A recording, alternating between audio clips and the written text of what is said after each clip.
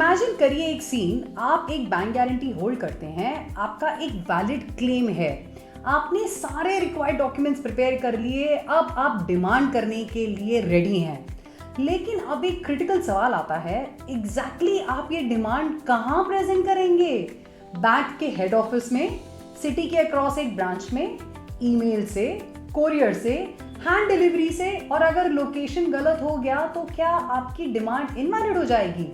International trade में ये बहुत ट्रिवियल सवाल नहीं है दोस्तों, ये ट्रांजैक्शंस को ब्रेक या मेक दोनों कर सकते हैं। और आर्टिकल 14 ऑफ यूआरडीजी 758 इन्हें कंप्लीट प्रिसिजन के साथ आंसर देता है। हिंदी ट्रेड बाइट्स में वापस आपका स्वागत है। यूआरडीजी 758 का आपका article by article series ICC के uniform rules for demand guarantees का। मैं हूं रवनीत, और अगर आप पहली बार ज्वाइन कर रहे हैं तो अभी आप रवनीत नॉलेज बाइट्स के यूट्यूब चैनल पे सब्सक्राइब करें और एक्सप्लोर करें हिंदी ट्रेड बाइट्स प्लेलिस्ट। सारे पहले एपिसोड्स वहां आपका इंतजार कर रहे हैं। आज हम आर्टिकल 14 पर हैं, प्रेजेंटेशन, और ये आर्टिकल प्योरली डिमांड कैसे एक्चुअली की जाती है इसके मैकेनिक्स कवर करता है। आर्टिकल 14 एक कोर क्वेश्चन से डील करता है दोस्तों, कहाँ और कब प्रेजेंटेशन वैलिड होने के लिए करना चाहिए। चलिए इसे हम अपने की कंपोनेंट्स जो हमने एक राहुल की स्टोरी से हम जो रिलेट करते आ रहे हैं उसके साथ रिलेट करते हैं। अगर आप नए व्यूअर हैं तो मैं आपको बता देती हूँ कि पूरी सीरीज में मैंने एक हाइपोथेटिकल एग्जांपल लिया है। Mister Rahul build right constructions के ओनर हैं, मुंबई बेस्ड कंपनी इंडिया में, और उन्होंने यूएई गवर्नमेंट अथॉरिटी के साथ यूएई में एक कंस्ट्रक्शन कॉन्ट्रैक्ट अंडरटेक किया है। और हमने एज्यूम किया है कि axis bank India, Rahul build right constructions का बैंकर है, जिसने की एक परफॉर्मेंस गारंटी इशू करी हुई है in favour of UAE authority.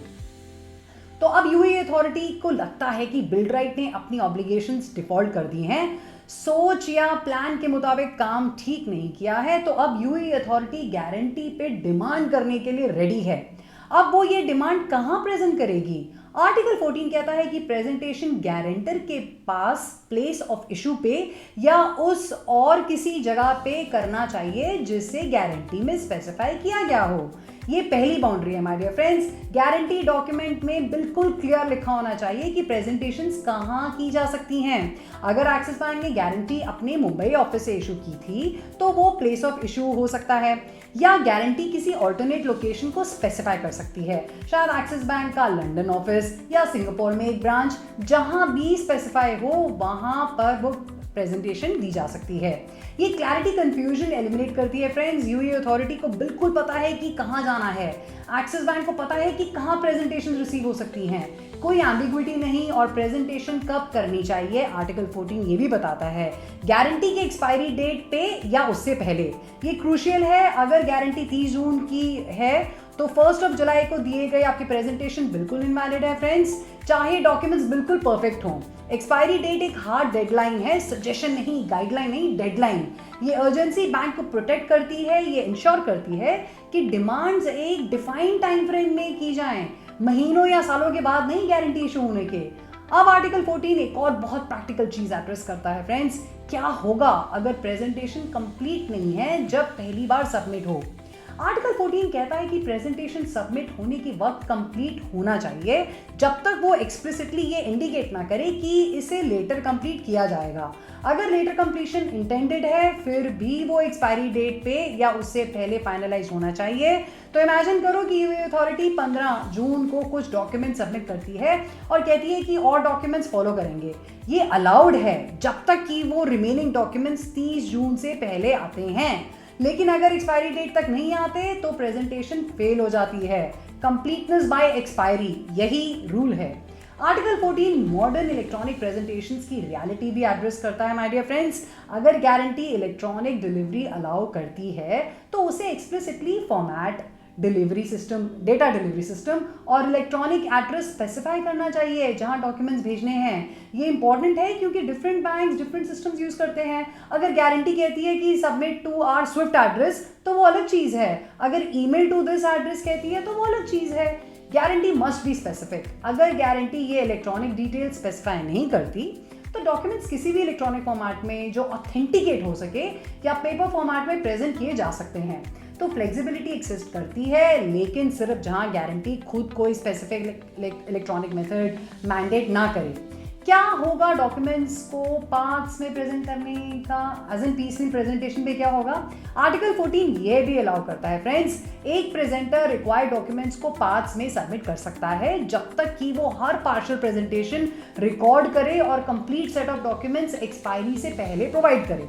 तो यूई अथॉरिटी 15 जून को बैच 1 सबमिट कर सकती है, 20 जून को बैच 2 और 28 जून को बैच 3, जब तक कि सब बैचेस 30 जून तक रिसीव हो जाएं। लेकिन अगर एक्सपायरी डेट आते आते एक भी डॉक्यूमेंट मिसिंग है ना मेरे दोस्तों, तो पूरी की पूरी प्रेजेंटेशन फेल हो जाती है। और आखिर में आर्टिकल 14 गारंटी की आइडेंटिफिकेशन एड्रेस करता है। हर प्रेजेंटेशन में ये आइडेंटिफाई करना चाहिए कि वो कौन सी गारंटी से रिलेट करती है, टिपिकली गारंटर के रेफरेंस नंबर से। अगर प्रेजेंटेशन गारंटी आइडेंटिफाई नहीं करती तो एग्जामिनेशन का टाइम सबमिशन की डेट से नहीं बल्कि आइडेंटिफिकेशन की डेट से शुरू होता है दोस्तों। ये कंफ्यूजन प्रिवेंट करता है जहां मल्टीपल गारंटीज एग्जिस्ट हो और क्लैरिटी क्रिएट करता है कि कौन सी गारंटी क्लेम की जा रही है। तो फाइनली आर्टिकल 14 डिमांड करने के मैकेनिक्स में प्रोसीजन के बारे में है।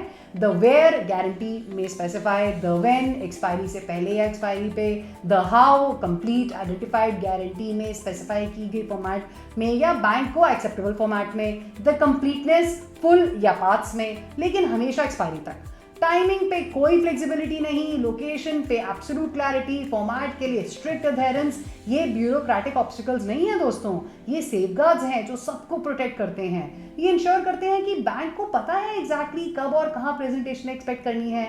ये इंश्योर करते हैं कि बेनिफिशियरी रिक्वायरमेंट्स पहले से समझता है। यही था आर्टिकल 14 प्रेजेंटेशन अनपैक्ड। अगर ये सीरीज आपकी ट्रेड फाइनेंस नॉलेज में वैल्यू ऐड कर रही है तो प्लीज ये वीडियो को लाइक करो, किसी कोलीग के साथ शेयर करो और रवनीत नॉलेज बाइट्स के यूट्यूब चैनल पे सब्सक्राइब करो। URDG 758 की पूरी series Hindi trade bytes playlist पे लाइव है और मैं अभी इसको पार्ट बाय पार्ट कवर करती जा रही हूँ और हमने तो भी शुरू ही किया है। मिलते हैं अगली बार। Thank you.